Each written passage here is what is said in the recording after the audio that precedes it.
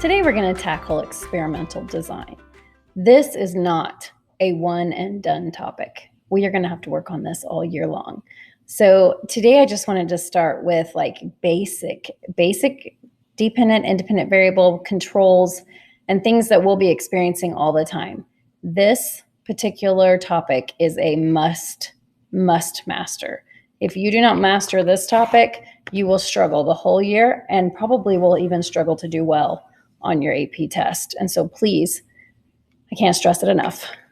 Pay attention, practice these skills, and make sure that you're ready so that you can utilize them in any sort of environment that we have. Okay, so in your reading and also in pre-AP biology, you should know that there's a dependent variable, there's an independent variable, there's a control group, there's constants, or sometimes they're called controlled variables. I like to call them constants because control and control variables just get a little confusing. And that you need to keep these all separate. Dependent variable, that's your data. Independent variable, this is what you're manipulating. Control group, this is your comparison. Constants, these have to remain the same throughout the entire experiment. Okay? So, and what we're gonna really work on today is a couple of different types of control. But first of all, let's just get these little factors done. Okay, I hope you can see a straw. That's a straw right there. And it is going to house, not in this thing, but in class, hopefully, it's gonna house some fruit flies. Flightless fruit flies, so that we don't end up with gnats all over the building. And on either end of the straw, we are going to put a cotton swab, aka Q-tip, toothpick, I'm so silly, in the ends to keep the fruit flies in. There's one and two. All right, so those are nice, tight, and snug fit. And on those cotton swabs, we are going to have something to entice the fruit flies. So the research question is, what do fruit flies prefer? That says flies, in case you can't read my tragic handwriting. And you'll have a specific research question, like, do fruit flies prefer blank over blank? And then you'll come up with a hypothesis, and your hypothesis might be fruit flies prefer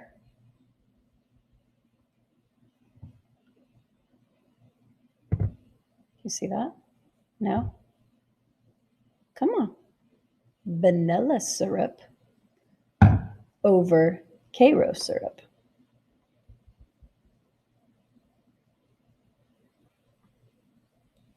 Okay, so this is actually not a hypothesis. What? This is a prediction. Fruit flies prefer vanilla syrup. Okay, if you want to make a hypothesis out of this, then you need to go on to the because. If fruit flies are given, okay, maybe you remember if-then statements, right? If fruit flies are given vanilla syrup, they will move towards it. They will prefer it because vanilla has blah, blah, blah in it that stimulates the fruit flies' neural response, and they are attracted to that, whatever.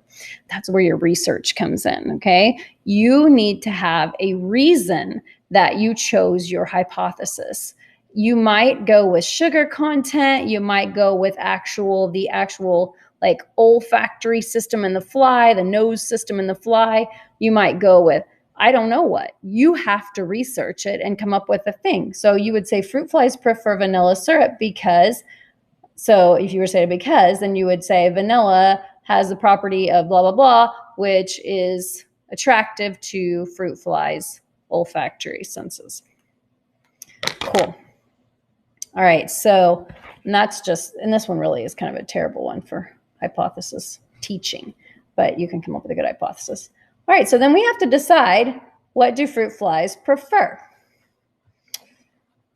Or we actually have to decide if our data are going to support our hypothesis that the vanilla syrup is attractive to the fruit flies. All right, so what we're going to do is we are going to set up a series of experimentations. So what if I just had just this, an empty straw?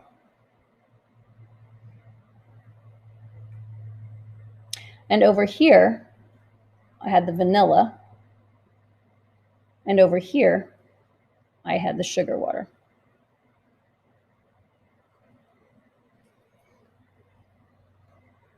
First of all, what is the purpose of this right here? What role does the vanilla have in this experiment? It's the independent variable, okay? What role does the sugar water have in this experiment? Giving you time to answer. It's the control group. Why? Because what if we just put vanilla on both sides of the straw? What if the flies went to the vanilla? How would we know if it was the vanilla that they preferred or the fact that it's a vanilla syrup, so it has sugar in it? How could we tell the difference? Really, the only thing we can do is we can isolate the vanilla. And so this is vanilla syrup. I probably should have wrote that. Is isolate the one that has vanilla on it and that in it. And that way we know that if the flies go to that side, it's not just the sugar they're attracted to, because this one should be the same concentration of sugar and water, but it would be actually the vanilla. We can't tell if they are, quote unquote, preferring the vanilla side unless we have a control group to compare that to. I always tell my students, if you don't have a control group, you don't have an experiment. You just have a fun activity. We aren't doing fun activities in this experiment. We'll do some, but we are doing an experiment, okay? All right, so what is going to be my dependent variable then? What would I use for my dependent variable? What is the data that I am collecting? How many flies are on each side? So my dependent variable would be the number of flies. All right, so let's say I set up my experiment and I had one Q-tip with sugar water, one Q-tip with the vanilla sugar, and then I put some fruit flies in the middle and I counted how many went which direction. That's the whole point, right? Okay, well then what if Miss Wilhoit said, I mean, you probably better put an empty straw there with Q-tips in it. Why? Why would you want an empty straw with Q-tips in it? Because of something called a negative control. Now, I'm going to tell you that I really don't think you need to put an empty straw with Q-tips in it.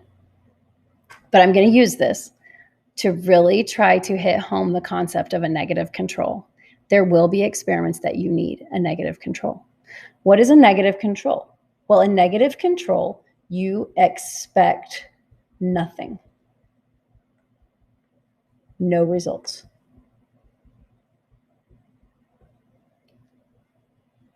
If I don't have fruit flies, I should get no fruit flies on either side. What if I got a fruit fly? Then something's wrong with my experiment.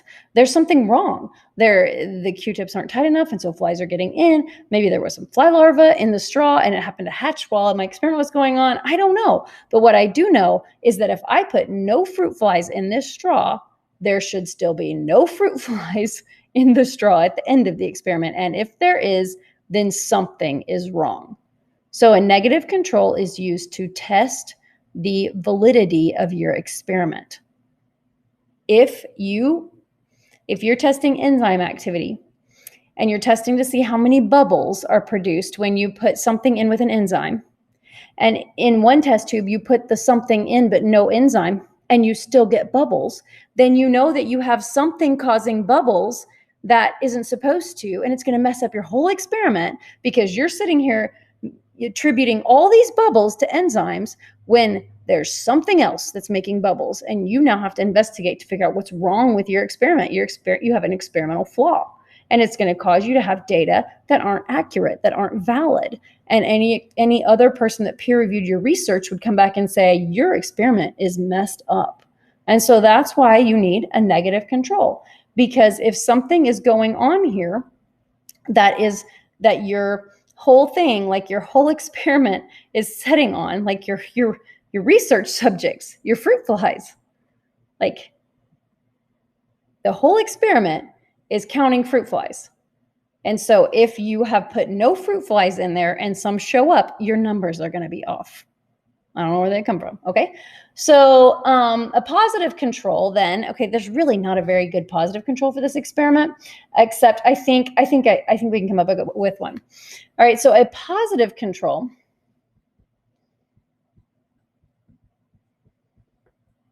is one where you know you're going to get results. Okay. So in this instance, maybe we would put their typical sugar water on both sides. Let's take off independent variable. Let's take off control group. Right now, we're just running a control. And it's not going to be an empty straw anymore. Okay, so we are going to do sugar water over here as well. And we're going to put little fruit flies inside the straw. See, I'm going to see if you can see them. They might look like fruit flies. I don't know if they will or not. They look like fruit flies in there? Oh, that's so cute. Okay, so there's the fruit flies buzzing around inside the straw. And look, they're going towards the sugar water. Let me give you a time when this would have been helpful. Last year, we put the fruit flies in the straw and they went into some sort of, it's really, really cold in this classroom coma. And so we didn't get very good results. If we hadn't realized that they'd gone into a coma, we might have attributed their lack of movement to really enjoying one side of the Q-tip or not of the other. So what we needed to have is a positive control, one where you know there will be results. Okay, and if something happens and the fruit flies just sit in the middle and don't go anywhere, then something's wrong with your experiment, right? Something's wrong with the actual experiment. And so it's not that they like one. So you need to have a positive control to be sure that your experimental, your equipment and your experimental design is actually working. Otherwise, you could run your whole entire experiment and attribute the fly's movement to their lack of or their attraction to one of your substances and not knowing the whole entire time the problem is the fruit flies aren't going to move at all because they just are too cold or they don't like their environment. And so you should run a positive control where you are actually testing to make sure the equipment works. So a positive control, you're actually saying we are going to get results. A negative control, you're saying we should get no results. And if you don't get what you expect with your positive control and your negative control, then you know that your experimental setup is incorrect, not working. Okay, remember, those are completely different than the control group. All right, so the control group is the one where you have a comparison. So in this experiment, your vanilla is your independent variable. And then your regular old corn syrup, probably actually better to just use sugar water, but your regular old corn syrup would be your control. And this is your independent variable. Okay? I need you to study those. I need you to really, really, really wrap your mind around and understand it. And I'm going to ask you some questions about them, and I want you to be a master of experimental variables in a controlled experiment. All right? I think we're going to get this one too. Have a great day.